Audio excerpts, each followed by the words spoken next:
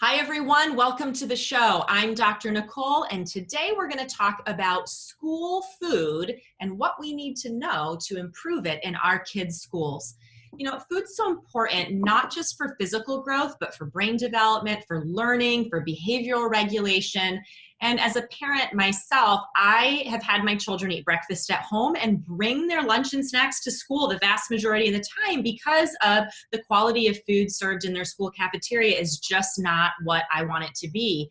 And while that's a choice that some of us can make, I also understand that's not an option for some families. Many kids are going to school and their main source of nourishment or the food that they're getting is from what's served in the school food program. So we need to be concerned about what's being served to all of our kids in those environments. And, you know, as I was thinking about delving into this topic for the show, I'm thinking back to a lot of times when I've been called to do consults at local schools or schools in the area around kids with behavior challenges and things like hyperactivity, poor focus, aggressive behaviors. And it's interesting because when you look at what these kids are eating, you know, when I come in for a consult, I'll observe for, you know, several hours. And so I'll watch these kids eat breakfast in the cafeteria. And it's things like Pop-Tarts, sugary juices, and flavored milks, donuts, cereals, those kinds of things. And they go to class then, they're on this sugar high, which increases the likelihood of issues with impulsive behavior, poor focus, those kinds of things. Then about 60 to 90 minutes later, their blood sugar crashes. Now they're moody, they're irritable, they're, you know, argumentative, they're tired. Then they go to lunch and I watch the cycle start all over again. Now they're having chocolate milk, they're having fruit cocktail, pizza, you know, the salad, which unfortunately in many of the schools, at least around here, is like iceberg lettuce with ranch dressing. And foods with poor quality artificial ingredients, lots of sugar, you know, those kinds of things are a recipe for increasing learning and behavior problems at school. That's just a fact that we need to acknowledge. So what can concerned parents and professionals do about this? On the show today, I've got Mara Fleishman, who's CEO of the Chef Ann Foundation, to talk about what we need to know about school food in order to engage districts in serving healthy, fresher food. And I think this is something that more parents are getting interested in. It's something that more people in food service settings in our schools are getting interested in. And I love the mission of this foundation. It's to provide school communities with the tools, the training, the resources, and the funding to create healthier food and redefine lunchroom environments. It's such an important mission. I'm excited to dive into all this with Mara. Let me tell you a little bit more about her. In 2001, Mara turned her passion for healthy and sustainable food into a career by taking a position leading the marketing efforts for Whole Foods Market on the East Coast and in Europe. For nearly 6 years, she worked to raise awareness of the importance of eating fresh, healthy food. After a move to Boulder, Colorado, she decided to join her kindergartner for lunch at school one day. Shocked by the highly processed, high-sugar lunch that she and her daughter were served, she began her crusade to reform school food. In 2013, Mara left her position as Global Director of Partnerships with Whole Foods Market to work on school food reform in a full-time capacity as CEO of the Chef Ann Foundation. With 3 kids ranging in ages from 8 to 18, Mara brings a parent's awareness to her work and writes about school food through that lens. Her current and archived blog posts are available on the Lunchline. We'll share the link to that later. Mara, I'm so excited to have you on the show. Welcome. Thank you so much for having me. This is great. What an introduction. And may I just congratulate you for going into the cafeterias and having lunch, because we recommend that all parents do that. Yeah, I think absolutely. And I had a similar experience too, even on the parent side. You know, I'm a mom of 4. My kids now range in age from 13 to 19. And even going in when they were in elementary school for, you know, the annual parent lunches or, you know, muffins with mom's breakfast things or the Thanksgiving lunches, and really looking at just the food environment as a whole and the eating environment and what kids were being served, it's really, really, it's eye-opening. So I want to talk a little bit more, you know, as we get started. In your bio, you described a little bit about how you got into this, but I'd love to have you start out by talking about why is this work important to you? You know, you left a pretty big position. I mean, you had a gig going there with Whole Foods and all of that. You know, I'm interested in hearing more about what motivated you to leave that to focus on school food of all things.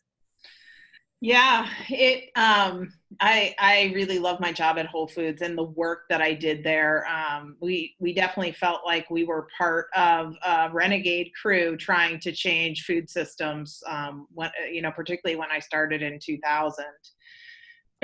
What happened, I think, was, when I went to have lunch with my daughter, who in kindergarten, who's now 18, I had just brought to college for her freshman year, which is crazy. I was really much like you, shocked at what I saw. They served French toast sticks, which were processed, with a packet of maple syrup that had no syrup in it, and a side of pears and a light sugary syrup. And Lucy was in a kindergarten class of 30 kids, which is not uncommon here in Colorado. We are not a great funded school system like where I moved from, which was Massachusetts. And so there were 30 kids. Lucy is a very shy. There were a lot more boys in the class than girls. And at that age, they are learning to read in kindergarten, right? There was one teacher, 30 kids, and I saw what was being eaten for school lunch. And I looked at the rowdiness levels already of the kids in her class. And I thought to myself, how is this teacher going to teach these kids how to read? It is the hardest thing to do. And that's really what started me on the process. But what happened over time as I started to work on this, so in my role as global director of partnerships for Whole Foods Market, I was able to raise some money for this foundation and provide some funds to help it grow. And as I started to learn more about what was going on in school food, so there are 30 million school lunches served every day in the United States. Of that, 21 million are served to kids who are on the free and reduced lunch program. That means that these kids, these 21 million kids that eat school lunch every day, are coming from families that earn less than $44,000 a year. They're the very target group that is needing to remain healthy and look at what they're eating and think about their food as it relates to their health. So as I learned more, I started to not be as excited at some of the programs that I was working on at Whole Foods that was trying to get better and better food to middle and upper income people. It's not that it's not important, but when we have 30 million lunches being served every day to kids who are youngest, most vulnerable populations, and the food they are eating is not even a quarter as healthy or at the quality level that we're trying to serve at Whole Foods, I just thought we have to do this, not just for the kids. I'm going to say this. I mean, I have 3 kids, but it's also for the food system. That right now we are suffering from environmental perspectives. We are suffering from global warming, and food production is a huge contributor to that. When you start looking at institutional food production, hospitals, prisons, schools, and you start looking at the low quality of that, if you're able to move the needle even a little bit on some of that food, you're going to make an impact. I love it. I love the passion behind, this sort of change in career path for you. Have you had this realization like, whoa, this is going on in schools. And while it's great to teach adults and focus on that, man, we got to get to these kids, right? Yeah. I mean, I was when we were starting to roll out the animal compassion standards at Whole Foods. So it was beyond, organic beef. It was beyond grass-fed beef. It was how they were treated, the animals, how they were treated, how they were looked at. And still, most of the schools were getting commodity meat that was not organic, that had hormones, that had antibiotics. And there's a protein regulation. So these schools are serving animal protein daily, and it's of the lowest quality. Yeah, absolutely. Absolutely. So I want you to talk a bit about the Chef Ann Foundation, what it is, I mentioned in the intro, the mission of it, but talk about the foundation and what the focus really is. So the focus of the Chef Ann Foundation is to help support school districts in creating healthier food. We do that through supporting them and moving towards a cook from scratch production. So in schools, there's really three primary ways that food programs are being operated. One is a food service management company. So Sodexo or Revolution Foods or a number of other organizations will go in and run your whole food program for you. Some of those organizations are serving higher quality food products than others, but one thing that we can't forget is that the reimbursable amount for a school lunch at a public school is about $3.30. So no matter how you slice that, you have to think about how that money gets spent. And, you are not going to be able to serve everything organic. And I really want parents to understand that it is impossible. So when you go and approach your food service teams at schools and you're asking them to serve everything organic, it's nearly impossible for them. So the Chef Ann Foundation, what we want to do is we want to put the power of procurement and cooking back into the hands of the school food teams, because when you only have $3.30, you need to really think about your own budgets at home, right? How much time it's going to take you to get to the supermarket to prep the food, the ingredients that you're buying. Did you waste any? Did you buy some lettuce that you thought you were going to use and you didn't? Do you have proper refrigeration? All that goes into place when you are running a cook from scratch operation, but you also get to massage it. So we can help districts look at taking some of the money they get from the government for subsidies, and instead of using it on, let's say, commodity meat products where they are not able to get higher level quality animal protein, we have them move it over to canned beans and other things that are of equivalent quality, and then have them work with them to create relationships with local ranchers so that they can bring in some local higher quality meat and poultry. It's a slow process, but when they can do that, and they can really think about each ingredient that goes in. So take, for instance, a chicken nugget versus we have an oven fried chicken on our on the lunchbox.org. It's a recipe. The oven fried chicken has 5 ingredients in it. The chicken nugget, which is a processed product, has about 30 ingredients in it, right? You can't choose any of those ingredients, and a lot of them you don't need, and you can't make the choice to have a different buttermilk or a different chicken or a different that. So we really want to put that power back into the hands of the school food teams. And we do that through providing them grants, funding, professional development, training. As a matter of fact, on August 19th, our biggest grant opened. It's called Get Schools Cooking. And every 18 months, we accept between 4 and 8 districts into our Get Schools Cooking program, where we work with these districts over a 3-year period to actually work right beside them to help move their program over to cook from scratch.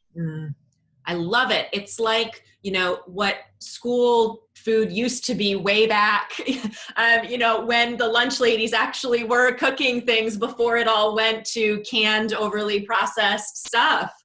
Yes, it's so true. And, I have found, because I do a lot of trips to DC too, to talk about this, and it has become almost a bipartisan issue, which I love in today's age, right? Because it's unheard of. It's unheard of. So, while some people think it's more important to serve higher quality food than others in Congress and in legislation, the thing that everyone understands is if you cook from scratch, you're going to be able to purchase more local ingredients and add back to your local economy. And that piece alone has become something people can get around together. I love that it makes sense when you run the numbers, when you look at the logistics of it, it just makes sense. And, for somebody like me focused on, physical health and mental health of kids, it makes sense because when we have better quality, fresh food, nutrient-rich food being fed to kids for their school meal programs, it just supports their learning and development so much better. And, I just tear my hair out sometimes over the complaints about, kids' behavior and what's going on, during the school day. And I'm like, well, a part of it is just what we're putting in them. I mean, just recognizing that if you're going to have kids having things like a carton of strawberry milk, for example, for breakfast and for lunch, educating people about, they might as well drink a soda pop. I mean, that's as much sugar. And, yes, it's milk and, milk is good. Well, wait a second. Let's look at what's going on there. As you mentioned, the chicken nuggets with 30 ingredients, many of which,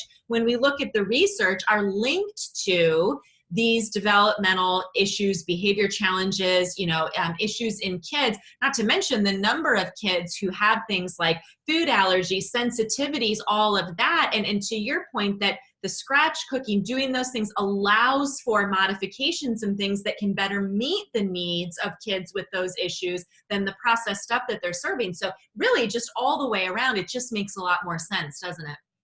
It really does. And, the thing, the flavored milk, it kills me. I just have to say it's one thing when you're, it's one thing we really work on with our Get Schools Cooking Grant. So we strongly advocate taking all flavored milk out. We also advocate moving to bulk milk. Because once you're able to move to bulk milk, not only are you just reducing single serve, but you are able to save enough money that you can actually move to organic milk. Now, milk is drank every day in a school. So taking something like that is there every day and choosing an organic line there, that's what you have to do. That's the choices you have to make. That's the choices that any family also has to make when they're thinking about the health of their family. Not everyone can afford to buy organic everything. Right. So you're up against the same things. The funny thing here is the thing that, one of the reasons why I'm so passionate about this work too, is because when I started trying to work with my district to change school food back in 2006, I went in with, a head full of steam. And I was like, why can't we do this? And why can't we do this? And this is crazy. And I didn't know what I didn't know. So one thing that we really try to work with parents on is getting educated first. Mm-hmm. So if you go to the chefandfoundation.org website, there's a parent section where we have an advocacy toolkit. There's 3 sections to it. One is get educated. The next is get organized. And the last is take action. And this is really a toolkit to help you work with your district to change school food. And the more you know, the better it is. So for instance, school food is regulated by the federal government because it's a federal subsidy. The USDA is the overseeing group. And so there are a number of regulations when it comes to school food. So there's calorie restrictions, there's fat restrictions, there's sodium restrictions, there is a whole grain requirement. But guess what? Guess what? There is not anything. There is no sugar restriction anywhere. So, you have to see how things happen in the United States, and the fact that we can have all of these regulations, but no sugar. You can add as much sugar as you want. And you know what? When you have to add whole grains, guess what you add to cover up whole grains? You add a lot of sugar. Yep. And that's why we really have to get back to, we have to build the palates of children to want less processed food in life. Absolutely. And that is something that I feel like schools can partner together with parents on. Parents will often say to my colleagues and I at the clinic, we're trying to do this at home. We're trying to feed our kids more of these things, but they see all these things at school. They get the school menu, and let's just say, I can't speak for everywhere in the country, but I can speak for districts in my area. Menus often look like they are, endorsed and subsidized by a lot of the big packaged food corporations. We're talking about brand name, things, Pop-Tarts and certain brand names of cheesy pizzas and these terrible, like disgusting things that they call walking tacos, which is a bag of Fritos with like gross processed, cheese kind of thing. And I look at these things and I think, what are these things doing on the menu of an institution that exists to support and further the growth and development of kids? Like, what are we doing? And how much more challenging it is then for parents in all income brackets who are trying to access things like produce, trying to expand their kids' palates, trying to model healthier, more supportive eating habits, and then they're going to school and this is what is marketed and promoted and provided as a healthy, well-balanced meal. I mean, it's really just crazy. It's so crazy, and it's so cyclical. So, some of the big barriers that we face when we try and work with districts to change food is that if you are changing from a processed heat and serve production to a cook from scratch production, I will tell you this right now, you are going to lose participation in the first year. Okay. These kids are accustomed to this processed food, and they are going to complain to their parents, and it's going to be a little bit of a headache. Okay. If you remove flavored milk, you're going to get complaints. Yep. But guess what happens after the first year? There's no more complaints. When you don't have the options, when there only is regular white milk, when you don't have a la carte items anymore, a bunch of snack processed meals, they eat what they're served.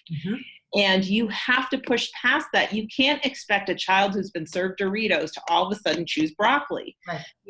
And we get this complaint from schools all the time. Well, they don't want it. They won't eat it. If food's being wasted, you say, stick with it. Stick with it. You have to. We cannot take the easy road out every single turn. We cannot do it.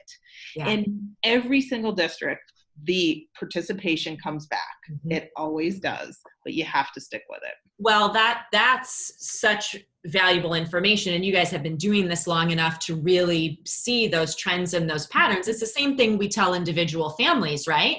We say to parents, when you start filling your pantry with healthier snack options, when you start cooking from scratch more as opposed to going through the drive-through, you can expect your kids are gonna, put up a bit of a fuss about it. They're not gonna be all on board right away, but they do come around with it. And, so I think that's really helpful information, but I can see that as a barrier. And the other thing that, one of the things you mentioned that I love about your organization is you don't just say schools need to be doing this. You roll your sleeves up, literally, put on the aprons, get in there and say, let us work with you, right down to showing people how to properly cook things. Because I'll tell you, that's something I see even in schools that I've been in where they're trying to offer some healthier options. When it's gross looking and not delicious, like I think back to when people's only experience with vegetables is like their grandma used to throw some sad Brussels sprouts in boiling water and not season them and overcook them. Yeah, that's gross. No one wants to eat that. But when we teach people how to cook things well, how to get good food, and then how to season it, how to cook it in a way where it looks and smells and tastes delicious, that makes a big difference. It's huge. And I'm so glad as a doctor that you care about that, because we have a culinary focus to our organization, and it's not just because we love food, but we know it is such an important part of the entire cycle. So when you are creating recipes for kids and you have all of these regulations you have to meet, you could so easily just think about it from an administrative perspective and a calculated perspective and put it all together, and then you got something. If you don't think about it from a culinary perspective, and is it delicious? Is the quality of the food great? One of the things that we really try and work with districts on is, even sometimes when they move to a cook from scratch operation, they try and transport things hot. And when you transport things hot, you ultimately decrease the quality of what you end up serving because you're transporting it for 3 hours beforehand. It's hot, it's lukewarm, you're getting things. So we really try and work with them to create production kitchen recipes with finishing kitchen ends. And, and how that works with labor. I mean, there's people think that the funny thing is that people think that the culinary part is the hardest thing to train. The hardest thing to work with these school districts on is their financial management. So, when you try and, buy fresh food and store it and make sure you're not wasting it, make sure there's no shrink, manage your labor to cook it. There is a lot of moving pieces to that enterprise. And a lot of times there are food service people who just don't have that capacity or haven't had the experience prior to understand how to model that. Once we are able to work with them on it, it's a huge difference. And it's so true. There's so many working parts, just in education as a bureaucracy in general. You think about changing any part of that, whether it's curriculum or teacher training or student class sizes or lunch. I mean, just the bureaucracy behind it and all these pieces that you're talking about. I mean, I do think, we've had families that we've worked with here at the clinic who have approached their district, have talked about making changes, and there are a lot of those roadblocks. You've mentioned several, and that can feel frustrating, then on the part of parents. And I think sometimes there's some comparing that goes on too. Like parents will say, well, my kid's district is serving, this stuff, but, my friend's school district is serving this. What can you speak to that? What are some of the reasons? Why are some schools able to or are serving just better looking, tasting, better quality food than others? Yeah.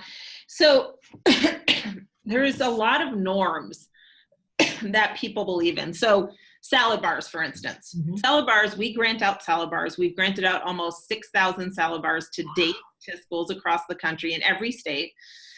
We believe that salad bars are the best first step for a school that's looking to improve their food program. It creates a lot more access to fresh fruits and vegetables, and it's kind of a microcosm of a cook from scratch program. So you have to fresh prep, you have to fresh order, you have to fresh store, and you have to deal with labor.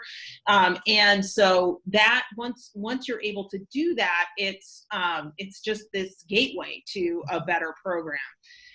A lot of districts will say the salad bar lines hold kids up. The salad bar's not sanitary. Kids are, putting their hands in it. But there are too many salad bars now out there in schools. The estimates out there are that 20% of schools have salad bars.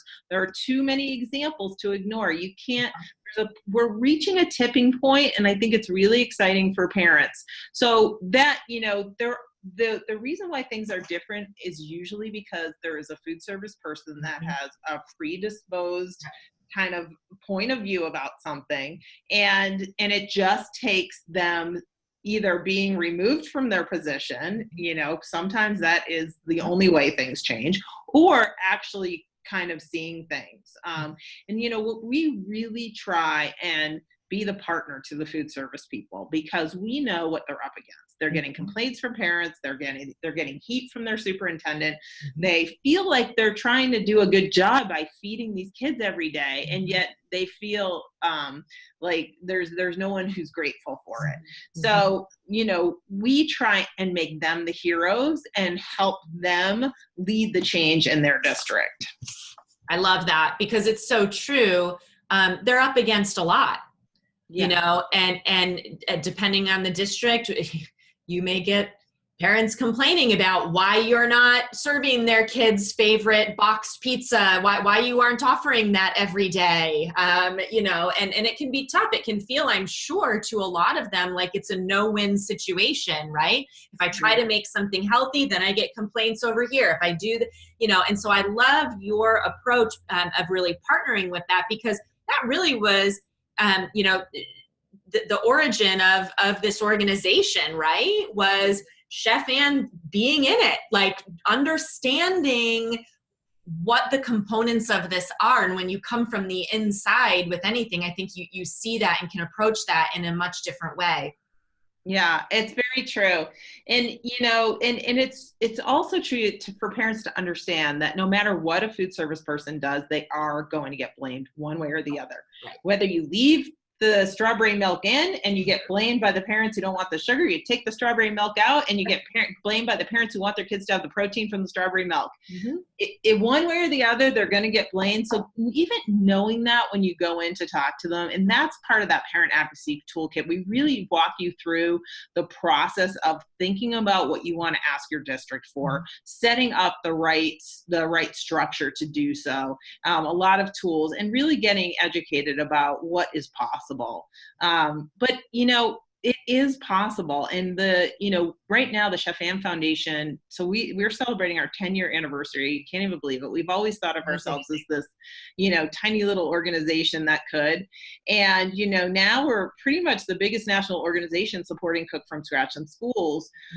We've supported 10,000 schools, reached nearly 3 million kids. And at any given time, we have a wait list of at least 400 schools for our grants. So the schools are wanting to make change on their own. And that is exciting because the more change schools and districts make, the better chance it is that your school or district will have to make that same change.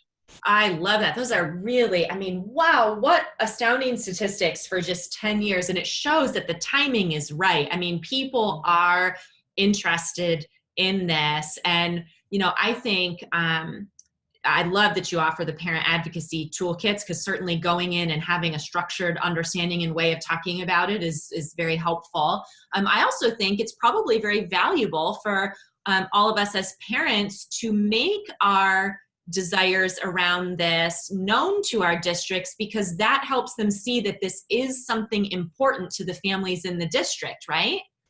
It's very true. It's, you have to be vocal. And I've had to be vocal about a number of things. Let me just tell you, my principal in my third grader school just switched lunch to before recess. So it's pretty much known that you want lunch to be after recess so that your kids have worked it out. They're hungry. It's a quick lunch period anyways that we're fighting with. So we want them to eat. It's the USDA is advocating for it. My principal just switched it. And in our district, he has that purview. And I send him an email just about twice a year, every quarter, with different pieces of information and education around why the people are advocating for this. I also talk to my friends and I ask them to do it too. It is, you have to, I am never rude, and I am always polite and respectful, but I back it up with research. That's so important to provide that education, but also to be, kind and respectful, but firm about what your stance is. Because sometimes I think, especially when it comes to things like cafeteria food, unless we make our wishes known, and unless we're talking about it, the district just thinks, well, this is okay. Nobody really cares.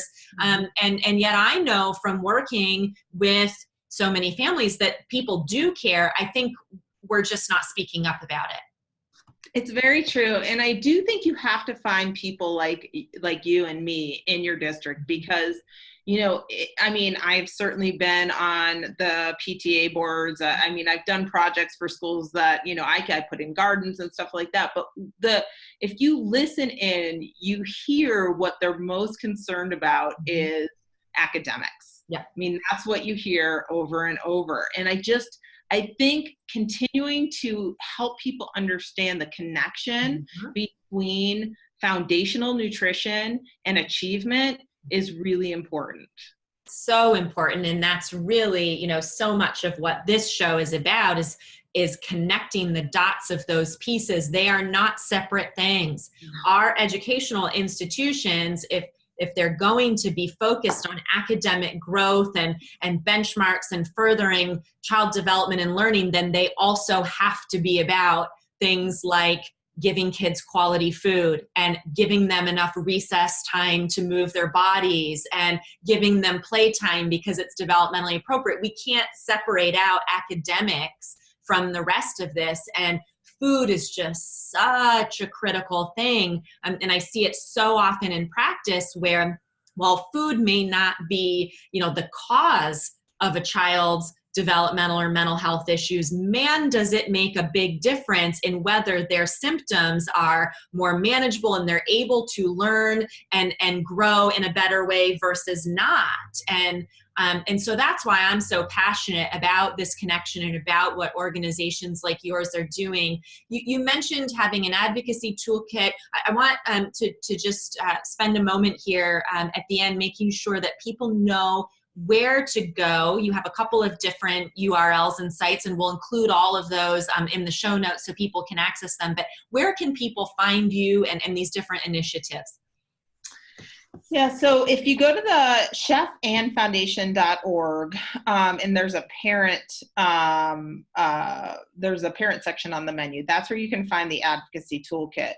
I also recommend sending your district notifications when we have open grants. So we have grants open for salad bars all the time. And there's a grant section on that website, and you can go right there and you can get the link to send. And then again, I want to say the Get Schools Cooking Grant just opened August of 2019, just right now, August 19th here of 2019. And it only opens up every 18 months. So it's almost a $200,000 grant per district. It's amazing. So if you know that your district has been wanting to create change, but just doesn't have the infrastructure or the money, please send them the link for that. One last thing I would say is that, we really rely on people like yourself and me and others who understand the connection between nutrition and health, and who understand it's also an equity issue that we're facing in our school system right now with 70% of the kids on the eating the lunch program being part of the free and reduced lunch program. The best way you can support our organization is to become a member. And on our site, there's a membership. And if you sign up for membership, it's $25 a month. You get this box from Anne, created a culinary gift for you. It's handpicked by Chef Anne. It's amazing. It's a recipe for this great salad that kids love, in this bag of chickpeas and bamboo tongs and everything. So I would just say, for foundations like ours to have the support of funding coming in every month allows us to take our eye off that ball and focus on the work that we have to do to continue to make this happen. Awesome. Wonderful. Highly encourage everybody to go check out the website, the various initiatives, get involved with passing that information along to the people in your child's district who are involved in decision-making about these things, and really just spread the word. An amazing foundation, amazing work that you all are doing. Mara, I can't thank you enough for being on the show today. Thank you so much. I really appreciate it. All right, everybody, that does it for this episode of the Better Behavior Show. We'll see you back here next time.